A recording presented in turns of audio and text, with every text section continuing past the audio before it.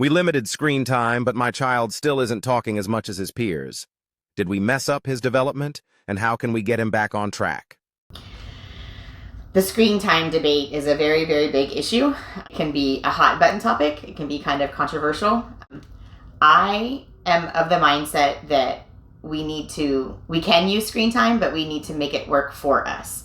So if we're going to be giving our children screen time, it shouldn't be one of those things where if you are, say, at the dinner table and you need to distract them for a little bit, then you just kind of put a screen in front of them. I would recommend, if you are going to do screen time, make it something interactive that you do with your child.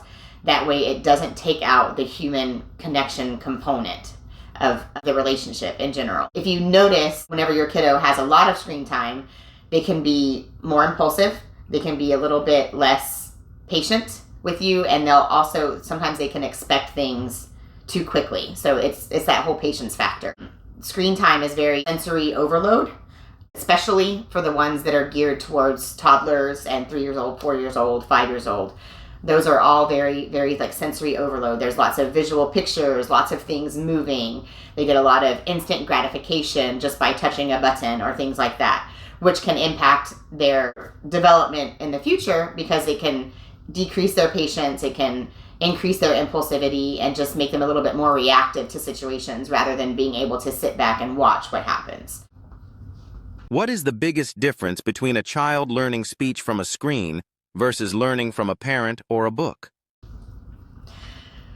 So the biggest difference for a child learning speech from a screen versus from a parent or a book, obviously I would prefer a parent or a book or even a speech language pathologist like myself over learning it from a screen. Voices can be very robotic, and it's not giving them the visual cues that they need in order to learn new sounds, how to move their articulators. They're not seeing how all of these things are done.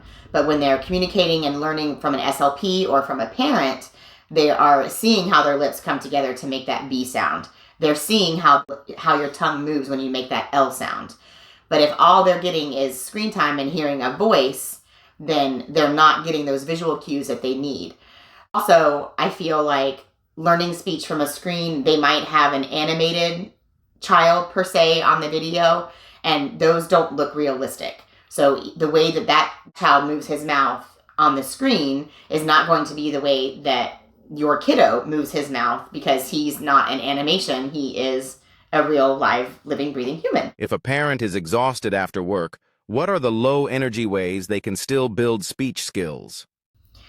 So being exhausted after a long day at work and then having to interact with your child can be tough. I think the main way that you can help build their skills is really just to be there. Even if you're just sitting on the couch and relaxing, you can still be talking with your child, letting them know how the back and forth communication goes. They can learn all of these things from you without you doing too much. I would say if you are trying to figure out ways to work with your toddler to help them say speech sounds, if you're exhausted, maybe don't worry about it. Maybe just worry about spending time together. Worry about letting them feel comfortable with you and relaxing on you. And tell them, be honest with them. Say, Mama's really, really tired today, or Dad's really, really tired today. But I want to work with you. I want to hang out with you. I want to spend time with you. And let them know. That way they can get the idea that it's more about the relationship and the communication for you than it is about them doing something right or wrong.